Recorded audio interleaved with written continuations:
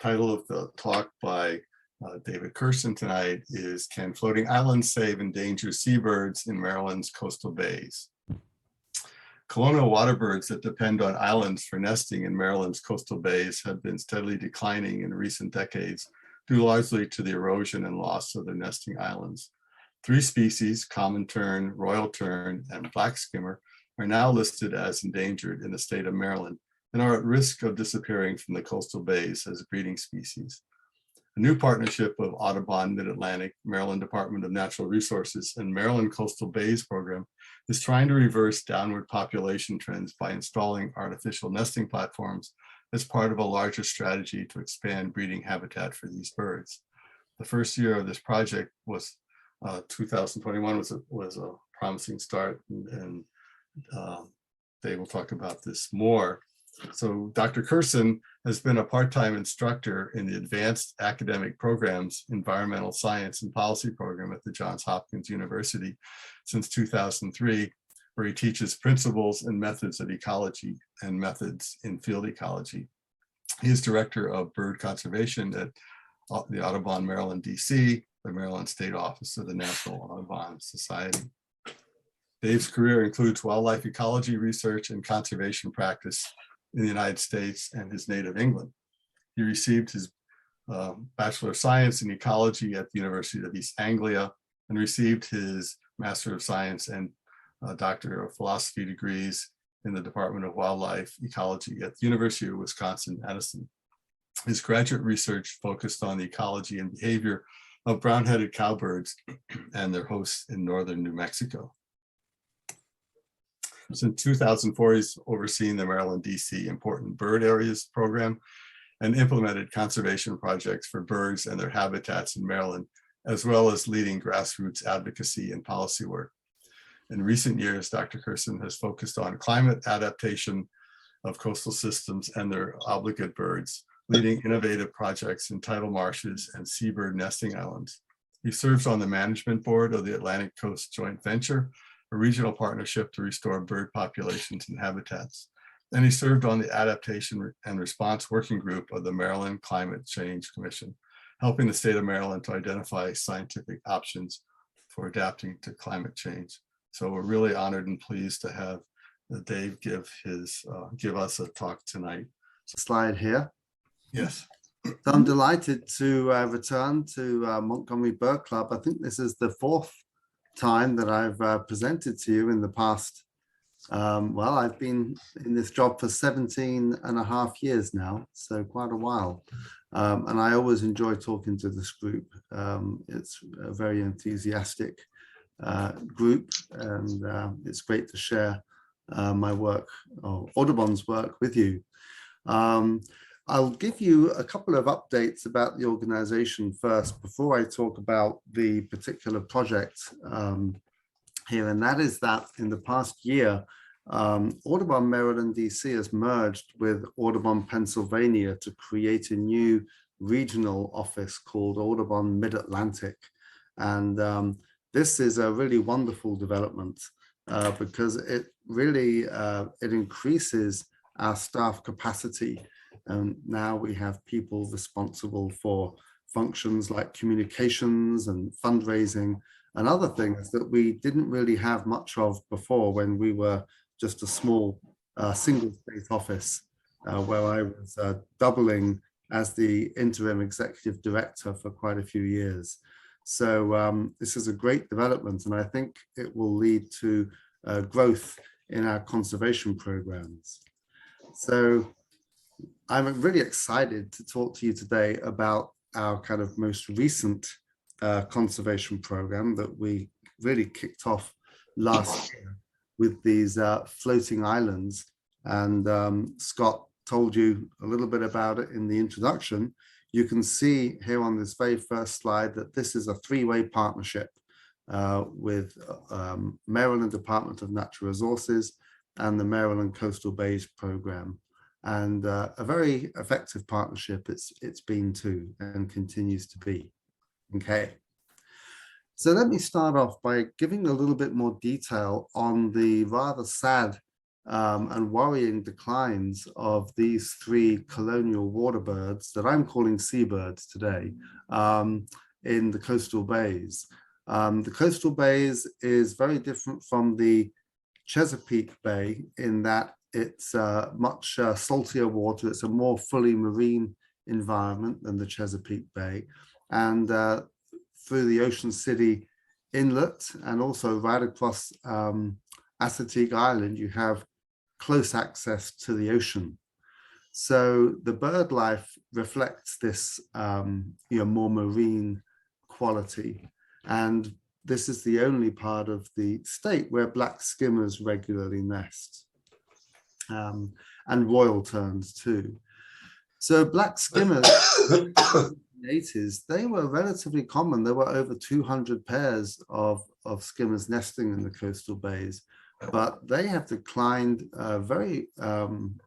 in a huge way, so that in the last 10 years or so, only a handful of pairs have nested. And in the last couple of years particularly, there have been no successful nests of black skimmers in the coastal bays. The common terns have had a similar scale of decline. They are not quite so in a bad way statewide, because there are still some appreciable sized colonies elsewhere in the state, most notably on Poplar Island in the Chesapeake Bay. And royal terns have a similar story. They've declined rapidly, and again, in the last year or two, there have been no successful nests of royal terns in the state. As a result, these three species have all been listed as state endangered by Maryland in the last few years. So the major reason for this decline is the loss of their island nesting habitats. These are colonial birds that are very vulnerable to predators because they nest directly on the ground, on beaches mostly.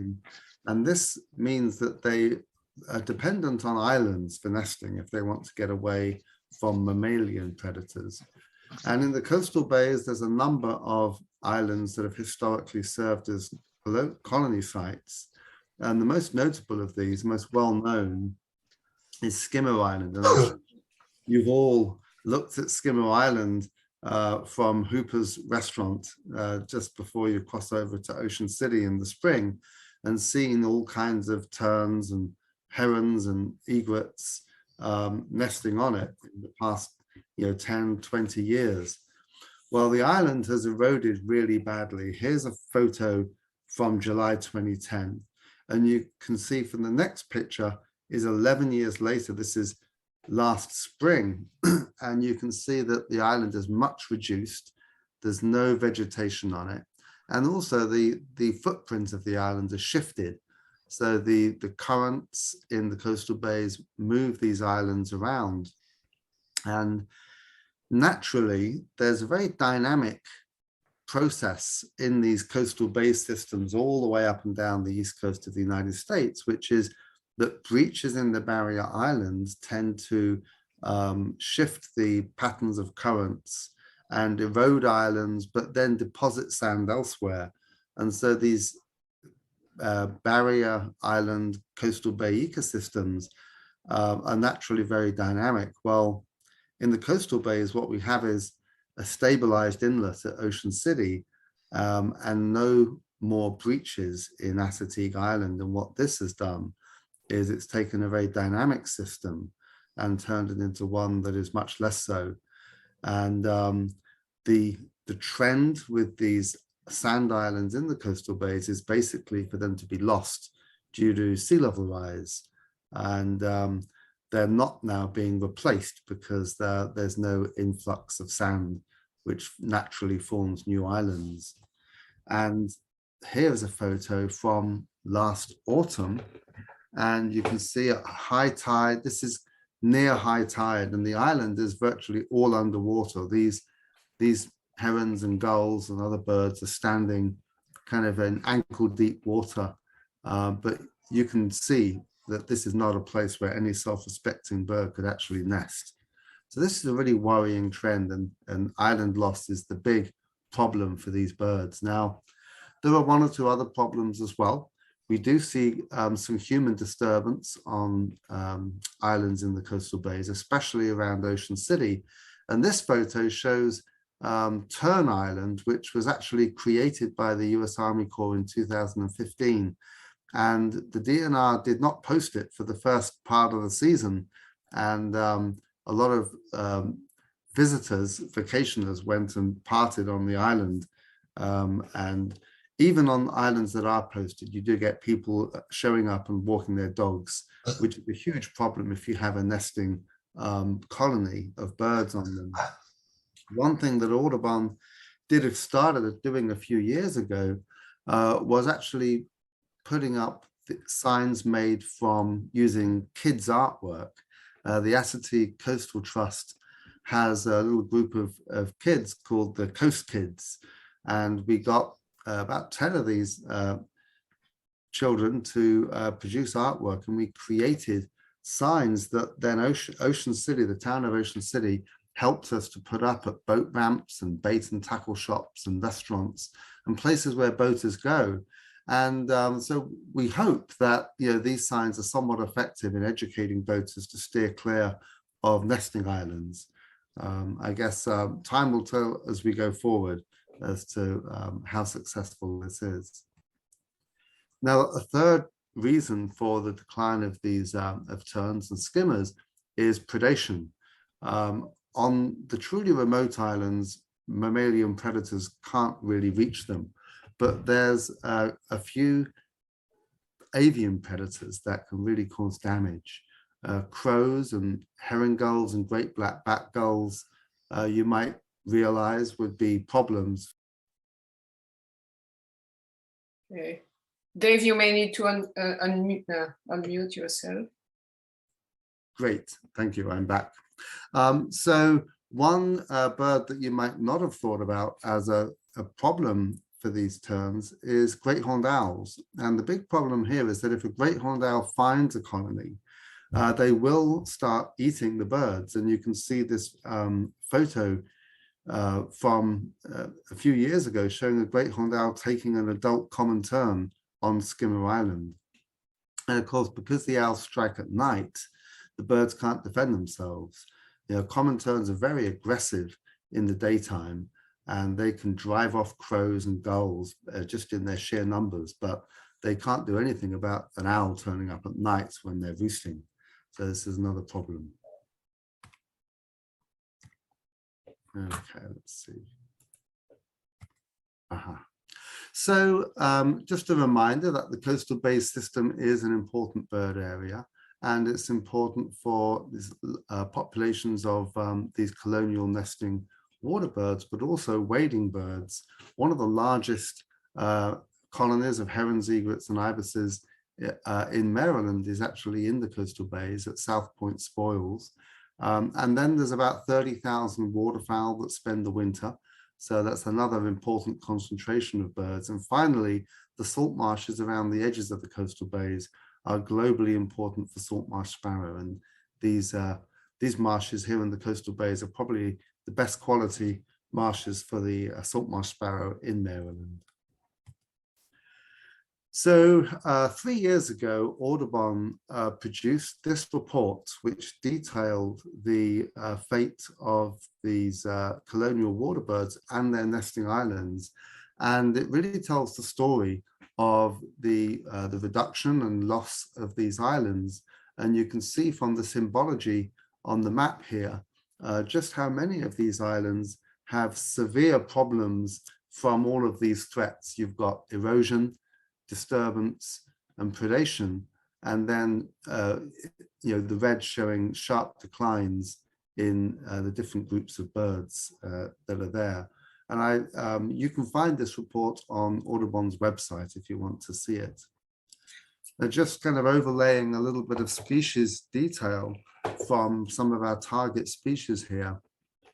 This is the situation in 2017. You can see the spread of common tern colonies.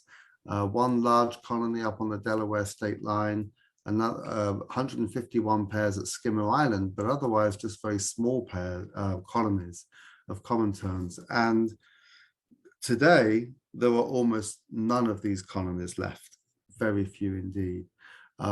However, common terns will nest on quite a few artificial structures, and they've been recorded doing this throughout North America and also in Europe, places like piers and barges and bridges. So this gave us hope that we could attract common terns to nest on an artificial floating island. Now for royal terns, they have even fewer colony sites in the recent past. And they are a little bit more fussy about their nesting sites, because they tend to want to nest on sites that allow for a large colony, okay, with at least 100 pairs.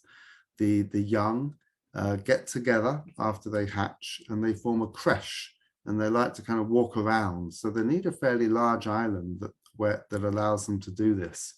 And the adults also like to site their colony close to an inlet to the ocean.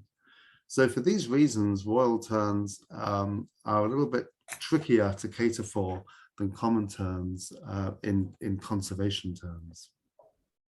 And finally, we have the black skimmer. And black skimmers are interesting because they don't really defend themselves very well from predators. I guess they're kind of like the wusses of the colonial waterbirds in the coastal bays. Their strategy is to wait until common terns have made colonies, and then to tuck a small colony into the edge of a common tern colony and let the terns do all of the defense for them. So this means that black skimmers are also more restricted than common terns, and they have rarely been recorded nesting on artificial structures. So this will also be a tricky species to cater for with artificial platforms and such. So in terms of a conservation strategy, the US Army Corps actually, they produced a water resources study for Ocean City back in 1998. And in there was the strategy of creating islands, bare substrate islands for beach nesting colonial waterbirds. But in the intervening time between now and then, this has rarely been done. Even though there's a lot of sand mining and dredging going on in the area for beach replenishment, the Corps has rarely, only in a couple of years, has actually created new islands. And this is something that we'd like to work on with the Corps. But in the meantime, we needed an interim measure to try to provide nesting sites for these birds. And we looked at a range of other projects, and you can see here wooden platforms being used in places like Washington State, Ontario, Ohio, New York, and Minnesota quite successfully for common terns and also for Caspian terns there at the Washington site. So we took a model of the wooden raft, the top right one from Ontario, and we decided to adapt this floating wooden platform for a marine environment in the coastal bays. So I guess just to summarize, our long-term strategy has two components: developing this long-term plan to create and maintain dredge material islands, which are effectively sand islands in the coastal bays, and using artificial nesting platforms as a stopgap measure. So the first, the platform that we built and installed in the coastal bays was the first time this has been attempted in Maryland. And two challenges we had were to select an appropriate location, and then the permitting, permitting is always a challenge for conservation projects. But we needed to find a place which had a fairly low wave energy environment, where there wouldn't be too much bucking and heaving of the platform during storms. We wanted also to avoid human disturbance, because curious boaters could well try to visit a platform like this. we needed to put the island in a place remote from any avian predators and far enough from the mainland that raccoons or foxes couldn't swim across to it. Mink as well would be a potential predator. And we wanted to try to reduce permitting complications, as for instance, we might find if we tried to put the island within the national seashore boundary of Assateague. For permitting, we had to go to a joint evaluation meeting in September 2020 and just describe our project to a range of agencies that review the permits. And we asked for the permit to be issued by the 15th of April. We submitted the permit application in October, and we finally got it on the 3rd of May 2021, which was a little bit late, but not too late. So a quick look at our sighting location of this nest platform. You can see here South Point at the northern end of Chincoteague Bay. And we chose Chincoteague Bay because it's less disturbed than the bays to the north, closer to Ocean City. And you can see the island of South Point Spoils is this little sliver of land right here, surrounded by all this green and hatching, which is submerged aquatic vegetation beds. MDE wanted us to avoid any mapped SAV beds. And so what we did was we decided to put our platform in this shallow embayment here between South Point Spoils and Assateague Island, where the water's only about 4 feet deep, and that would kind of break some of the wave energy coming in from the southwest and from the north. And we tucked it in this area here. This is an inset of this area where there was no SAV, and this satisfied the regulators, so we got our permit. Here's a little look at the bathymetry of the area. This is South Point Spoils Island, and you can see it's part of a larger kind of shoal that was created by the US Army Corps years and years ago in the 1930s, I believe, when they first started dredging the intracoastal waterway, which goes down around here. And here, this red star marks the location of the project. And you can see how this is a relatively shallow area of water and somewhat protected by shoals around most sides of it. So we had to get our island built, and we chose a model that was made out of raft units 8 foot wide. And the reason for that is so that we could get them down the South Point boat ramp to launch them. And then the plan was to attach these together once they're in the water. We found 2 local workmen, really master carpenters, Todd Peterson and John Collins, who have a little company called Antique Woodworks. And they did a fantastic job of putting these together. And you'll see from this time-lapse photography that the floats that we used have wheels on them. And the idea behind that was that we could simply wheel these units off a rollback truck down the ramp into the water. So let's have a look at time lapse of these a few of these platforms being made. So you can see it's a wooden platform, and then decking goes on top, and then there's an edging around the edge to stop chicks falling off. So here comes another couple.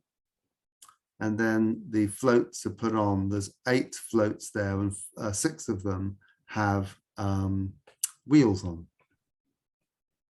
They're plastic dock floats, basically. Okay.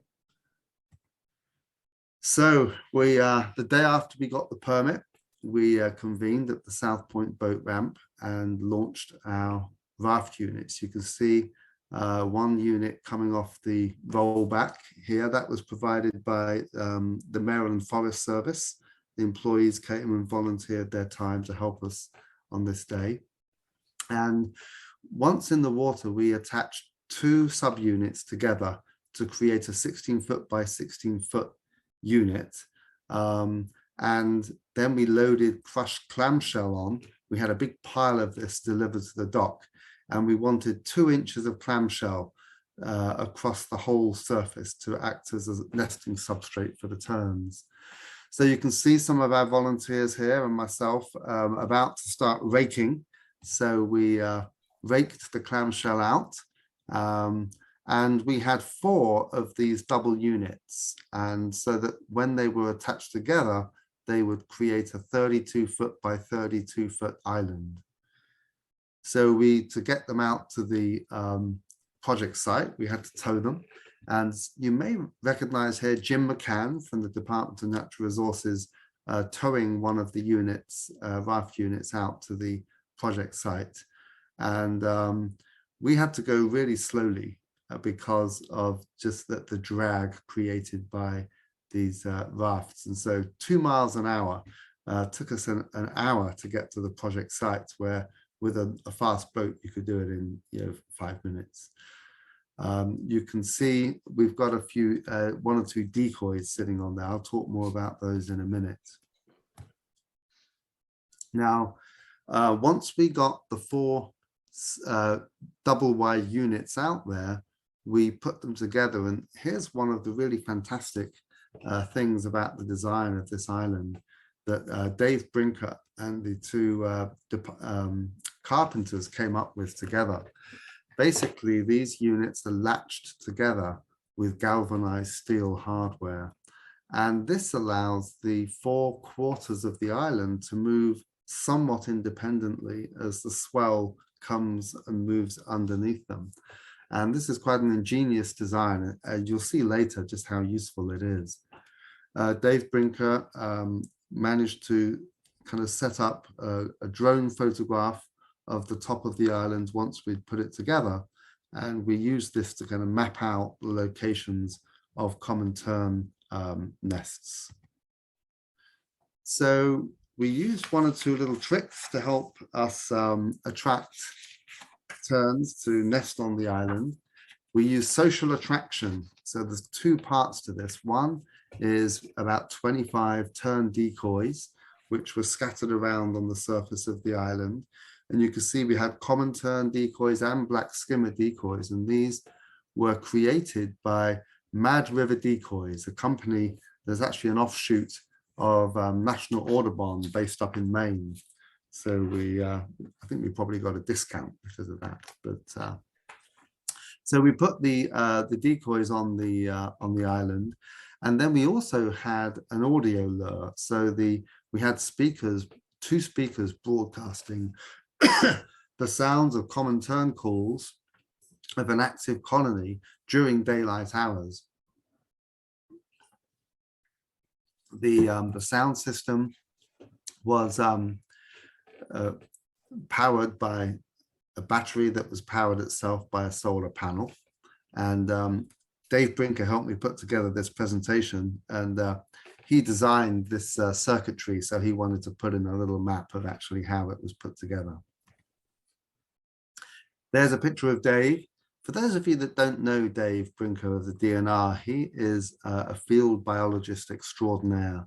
And he was the person who actually did nearly all of the monitoring on the ground of this project, and is really the project owes its success to him, because he set up the sound system. He also set up remote video cameras and got those to work and stream continuously to a website so that we could check on the status of the island at any time of day or night. And he put a lot of effort into setting up those systems. It took a few weeks to get them perfected. He also went to the island every week throughout the summer to count nests, to map them out, and to look at their status. So we got some interesting footage from the video cameras, which really showed some of the story. We spent I guess the last half of May wondering why no terns were establishing on the island, and eventually found that the reason was that a pair of American oyster catchers had taken up residence on the island and made a nest.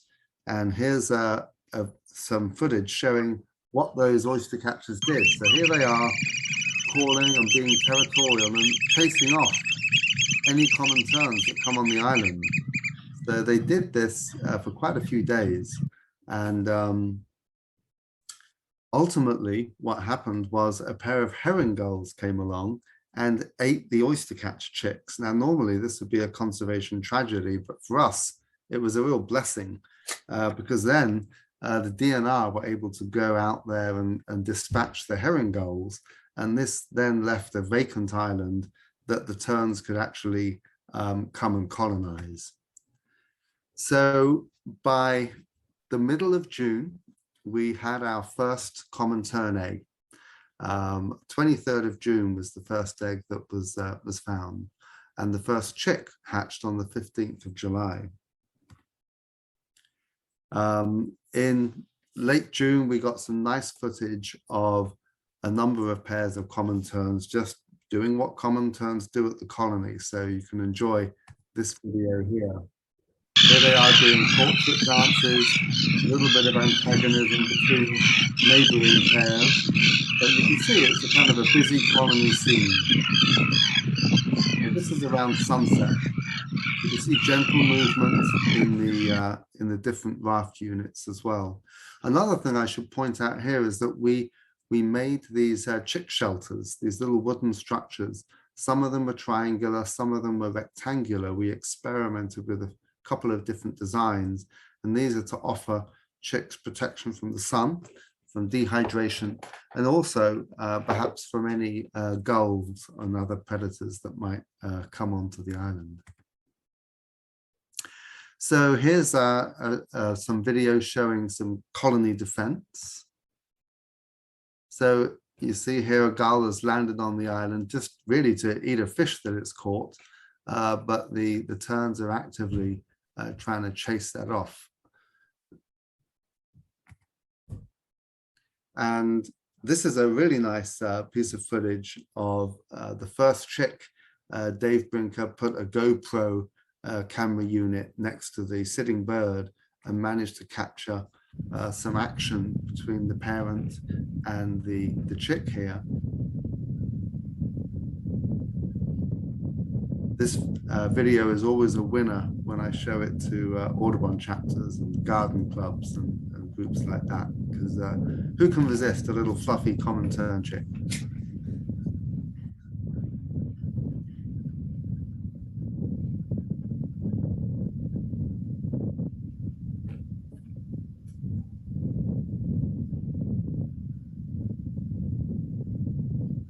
So the adult here is brooding the chick, offering a little bit of protection from the elements, from the wind and the sun.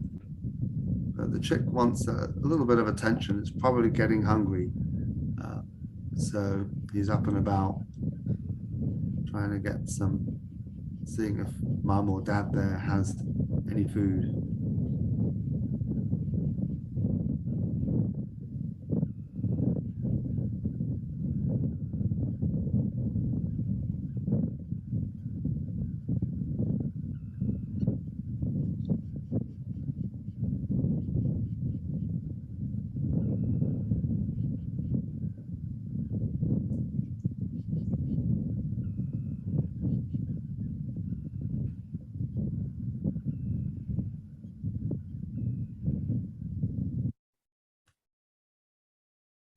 We wanted to band adults and chicks to get information on their subsequent movements. We're particularly interested to know that, to know whether adults that had nested would return in following years, and also whether chicks that were hatched on the island would return to it. So generally, colonial birds like this are fairly site faithful to their natal site. And we do expect to see some of these birds come back this year. So the method that we used to catch them was interesting. We used a cage trap, and we put it over the nest once they had chicks on the nest or eggs. And we would take the real eggs and replace them with dummy eggs and put the cage over. Of course, the parent bird would have flown away, but by holding the door open with a stick, the terns are so devoted to their eggs, of course, that they do return and find their way into their little door, and they go to sit on the eggs again. But in doing so, they disturb the stick that closes the trapdoor, and then we can come back to the island and take the tern out of the trap for banding.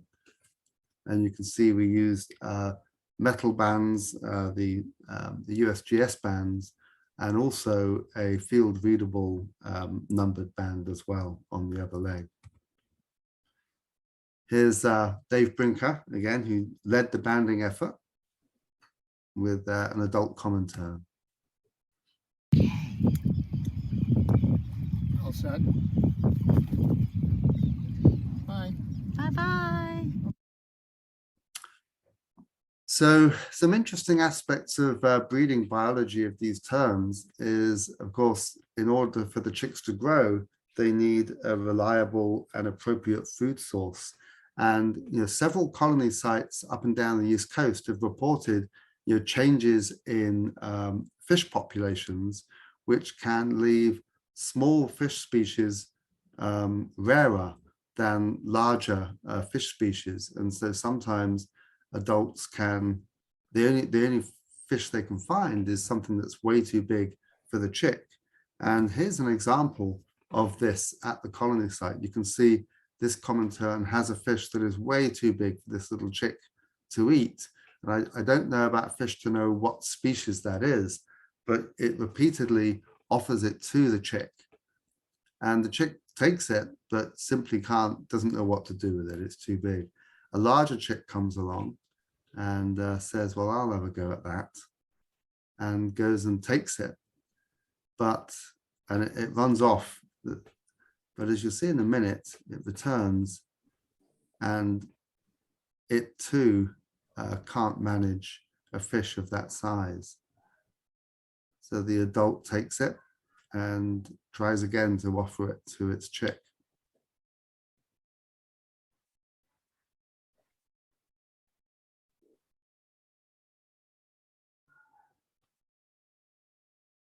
And this neighboring chick once again tries to take it, but it's too big.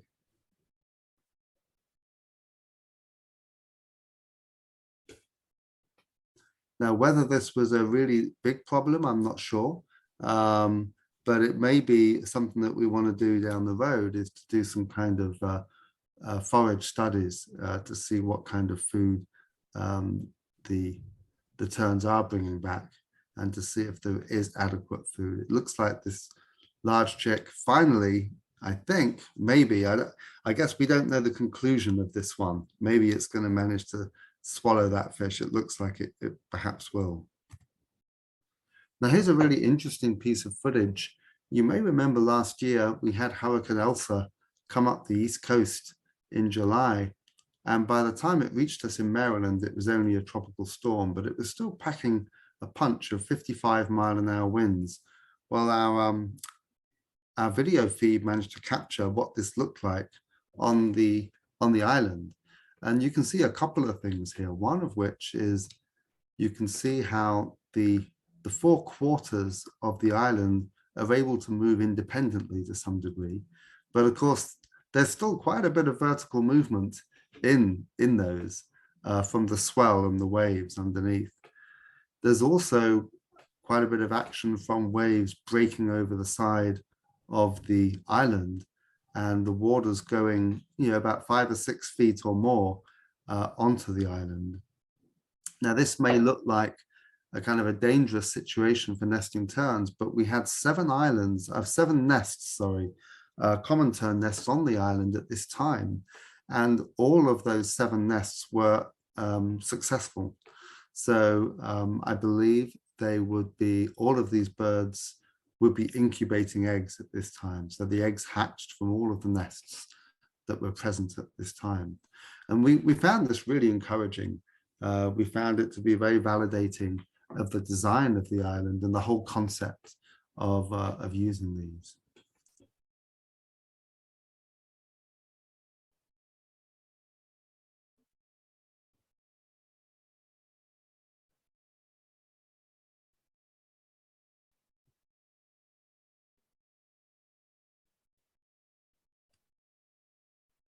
Okay, so we ultimately had a good success. I'll show you a table of results in a minute. And the common terns left and their young left by early September. So when that had happened, we dismantled the island and towed the raft units back to store them on land. We thought this was a better option than leaving them out in the elements all winter. We were worried that if they did break free from their anchors, they could end up on private marshes or just in other places that, even though they were public, might be very difficult to retrieve them from. So we pulled them out of the water, just the opposite of how we had put them back in. And we are pleased to note that the wheeled float still worked. The wheels turned around, they crunched a bit. They were so covered in marine life, seaweed, barnacles, that kind of thing.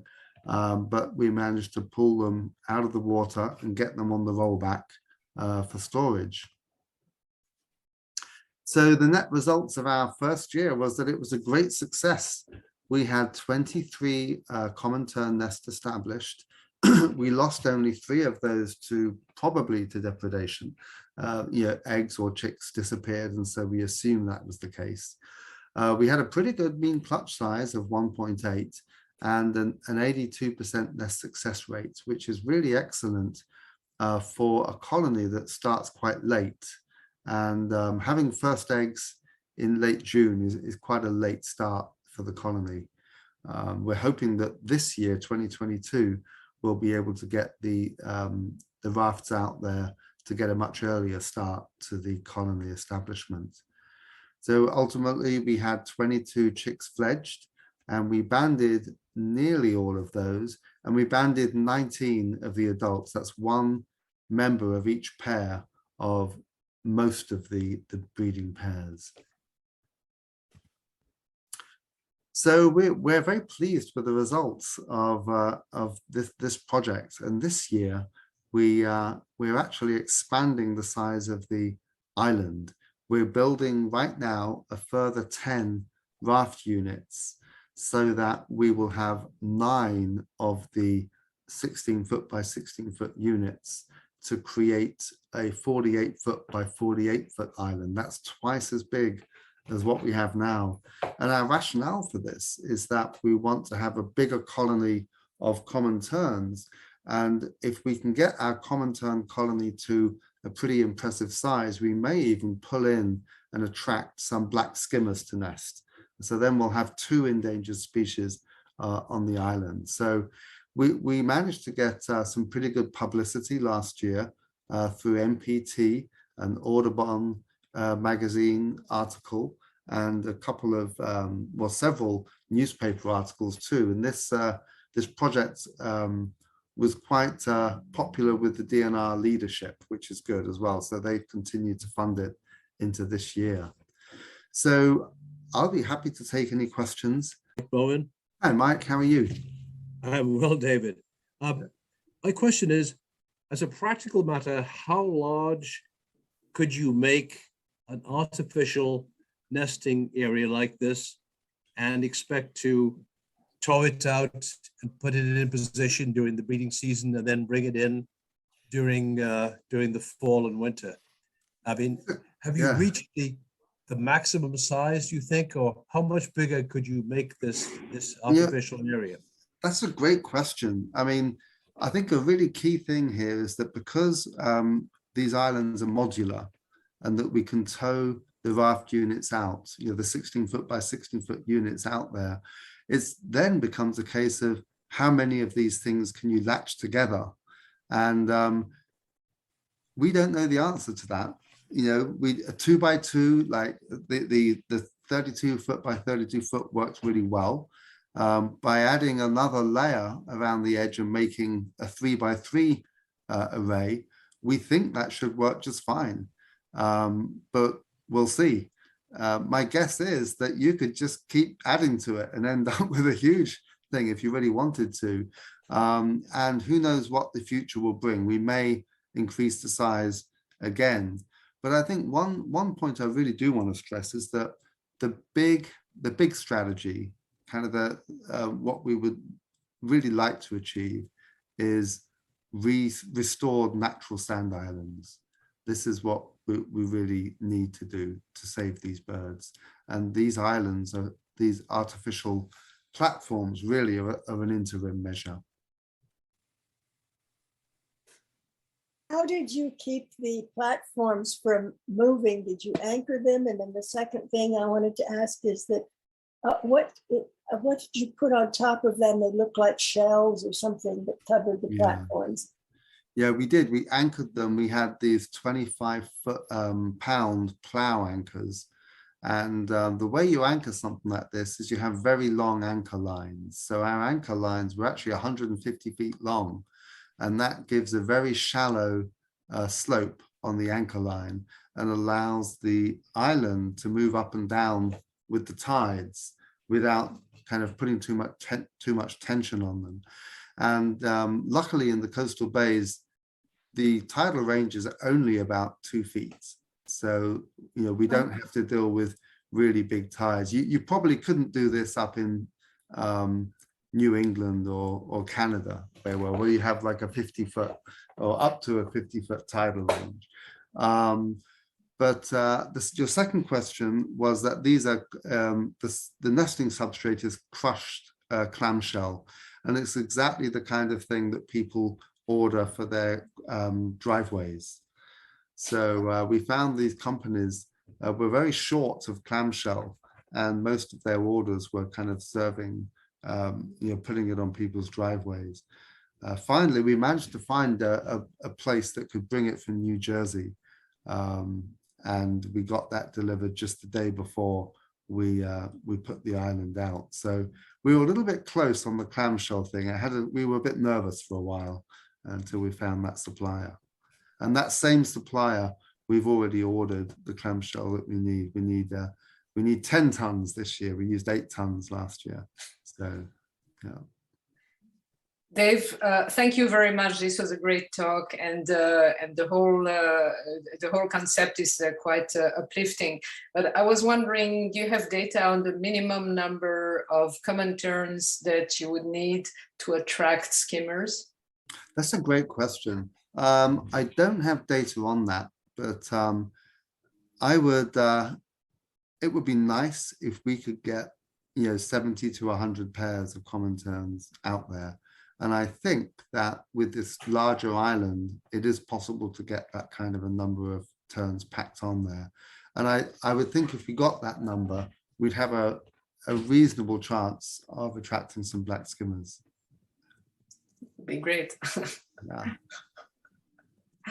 So why is the clamshell better than putting sand and maybe vegetation? Yeah, that's another great question. We had all these planning meetings a year ago where we were kind of talking through these things, and we managed to get some great advice from Don Lyons, who works for National Audubon in the Seabird Research Institute. And sand would work really well until it gets wet. And the problem then is that because of the small particle size, it holds water and would add an enormous amount of weight to the island and would actually submerge or run the risk of kind of submerging it appreciably. We don't know how much it would do that, but we figured that the clamshell with the larger pieces, the water would run off quickly and go through the decking. We wouldn't have the risk of this kind of fluctuating weight problem. So it's really just a kind of a practical solution rather than a kind of a behavioral or biological one. Did you have any interactions with the people in Virginia that were doing a barge? I think it was for royal terns there, down on the bridge, the channel where they were replacing a pier that was.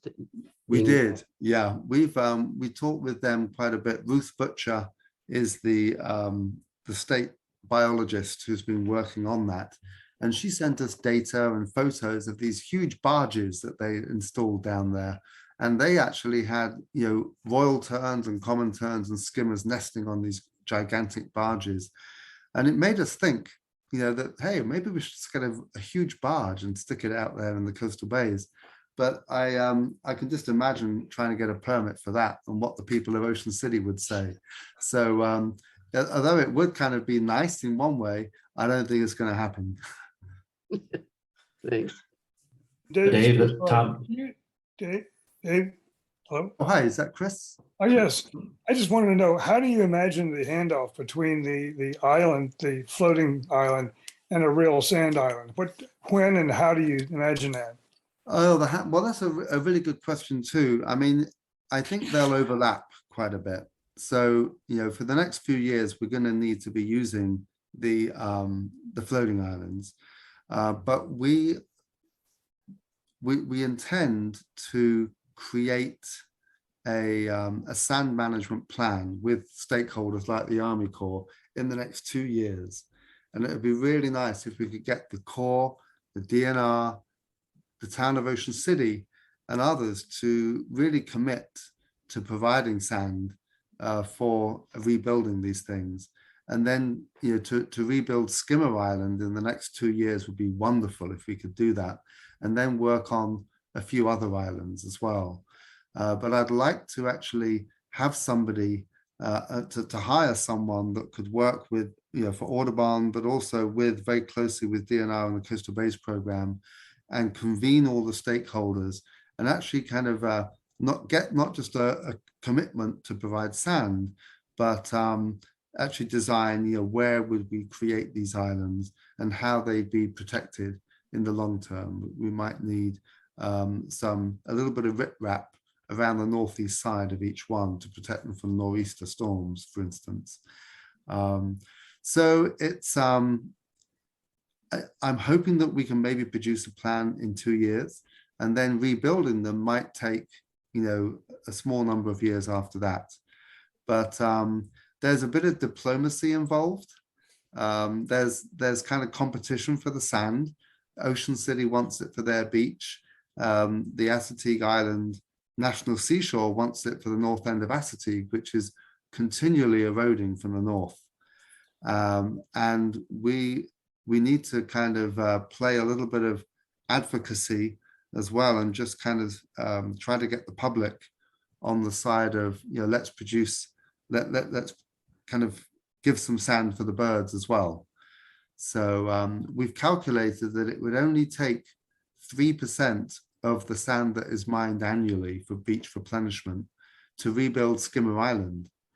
So it's a fairly small commitment in the big picture, but there's going to be a lot of technical and strategic details to iron out. Competition for sand. So there's Ocean City wants sand for their beaches. So Tom, I think you had a question. Yes, yeah, you mentioned the oyster catchers having caused some problems initially, and nature took care of solving that.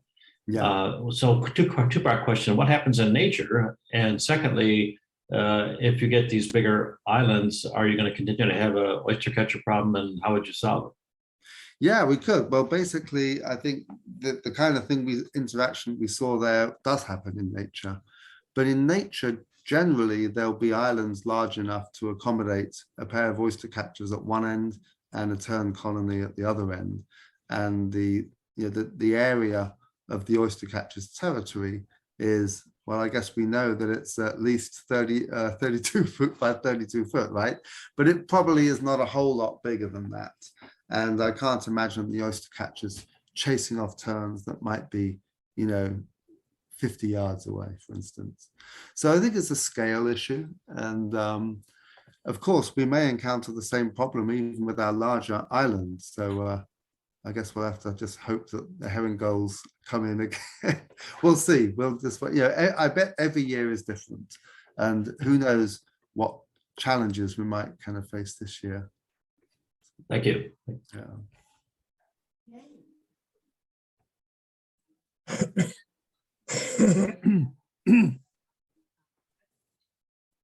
Is there a permit for dealing with herring gulls if they prove to be an issue for the terns themselves? There is. The DNR have the necessary permits, and they can kind of wield those and come in at short notice and take care of things. So, yeah. I guess it's something we don't want to talk about too much, you know, but I know that the audience here is very understanding, so conservation priorities, which is nice. You know, one thing I will say is that just to show how essential this project is, the only other tern colony in the coastal bays last year was one up near the Delaware line. I think there were 25 nests in May, and it got washed out by one of the big storms that came through around Memorial Day. And maybe it was actually 20 or 21 pairs there. But we think that it was the same birds that came down to our platform that established this colony. In any case, the colony on the platform was the largest common tern colony in the coastal bays last year. That shows just how big the declines had been and just how desperate these birds are for nesting sites.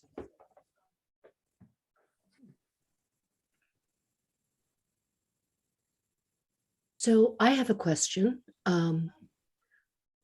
Yeah, thanks, Carolyn. Go right ahead. Sorry, I'm not visible, but it's okay. complicated. But I can see your name. So I understand that the issue of forage fish is kind of universal because of the amount of fishing that is done to harvest, like menhaden and things like that. How would you deal with that? That's a great question. I mean, at the big scale, you know, Audubon tries to address that through policy. You know, Audubon's policy team has been really quite active on you know, coastal and marine issues like fisheries legislation. So that's at the big scale. At the practical scale, closer to home, I'm not quite sure how we would deal with it. You know, if we had evidence of mass starvation of chicks, and we also had, you know, footage, many cases of, you know, chicks being fed fish that were inappropriate, then we would have to kind of figure something out. I'm not quite sure what it is that we would do, because we haven't had that problem yet. I guess last year, you know, because we did manage to get most of the chicks fledged, the problem that video showed hopefully wasn't that rare, and they must have been receiving enough fish to get them to a kind of fledgeable size. But it's an excellent question, and I know that with climate change as well and fish distribution shifting around, there's potential for these kind of problems to you know, happen more in the future as well. Has anyone done any fish surveys? I mean, seine surveys in the eelgrass, because back when I was doing some graduate work there, we had a lot of Menidia, which is what I think the terns would like, sort of long and thin, small fish. Yeah, exactly. And they were about the most common small fish and large schools of them in those eelgrass beds in the acetate bays. I would bet that the Coastal Bays program has done those surveys. The only reason that we haven't kind of talked about it is that it hasn't really emerged as an issue yet. But I'm sure that if it does become a potential issue, then we'll be looking at the data. Yeah. This might seem ridiculous, I don't know, but could you use something like docks to put the stuff on, or even, I know this is probably even the weirdest idea, but flat roofs of buildings? Would it be too far from the water, or would they be predated by? Yeah, that's a great question too. You know, docks are a possibility, and we actually looked into we looked at barges, we looked at docks, and you know, we settled on the wooden platforms because it was the cheapest, it was the best intersection of a cheap option and an option which is you know, was going to work well. You know, barges are too big and expensive, docks are maybe too small, and we found that the wooden platform was a kind of a good a kind of an optimum solution. But when it comes to rooftops, rooftops are used by least terns in many parts of Maryland. In fact, if you go to Cambridge, some of you may know that when you drive through Cambridge, on the far side of town, there's a dollar store next to a Walmart, right by Route 50, and there's a colony of least terns on there. There's other big colonies on certain schools in the Baltimore area. And I remember years ago, I found a good sized colony of least terns on the hardware, restoration hardware. They have a huge warehouse at Golden Ring, basically on the east side of Baltimore. And there was a lot of least terns nesting up there. So in Maryland, we have about 400 pairs of least terns nesting on a single natural site on Assateague Island. And the vast majority of least terns actually nest on building roofs. And so, especially for least terns, that is actually a really important habitat for them. For other terns, don't use the roofs at all. So yeah, it's roofs are important for at least one species of tern. Yeah. Oh, I can't hear. You must have. I think you're muted, Scott. You're muted, Scott. Maybe they'll learn to adapt, if they have to. Yeah, it's possible. I know one issue is that most roofs these days, they've kind of moved away from using the gravel on the rooftops, and that's a problem for birds. I mean, it's a problem, I think, for birds like nighthawks as well, around different cities. So it's interesting from a conservation strategy standpoint, we almost don't want to celebrate roof nesting terns too much, because people might say, well, we don't need the beaches for them and the islands because they can just go on the roofs. We want to try to prioritize the natural sites and to get the right kind of balance of kind of use of those to save some of these sites and restore them for the birds. So that's when I think about conservation strategy. I know these least terns are out there nesting on roofs, but I don't do too much about it. Maybe in the future we will. We'll have to wait and see. But I want to focus on these natural sites. Sure. Yeah.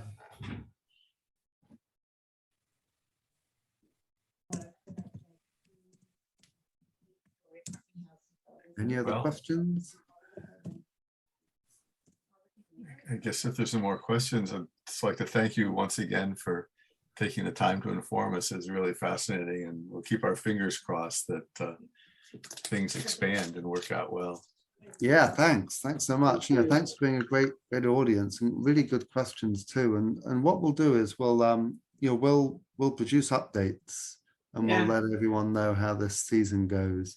So, and we try to get some media hits too. So maybe there'll probably be some newspaper articles and stuff like this. Well, if you keep us posted about publications or news briefs or something, we can add that to our website too, which would be great. Yeah, we'll do. Absolutely. Okay. Thank you. Thank you. You'll have to come back in a year or two and give us an Oh update. yeah, that's right. I'll give you more videos of little fluffy chicks. Yeah, well, absolutely. Thank you so much. Thanks everyone. It's been great talking with you. Thank you very much. Okay. Bye then. Bye. Bye then. Okay. See you later. Yeah. Okay. We end. Don't forget to stop the recording. No, it's okay. It doesn't need to be stopped before ending. It needs to be stopped before I turn off my computer, but otherwise it's okay. Okay. So I Take can, care. well, but I will, but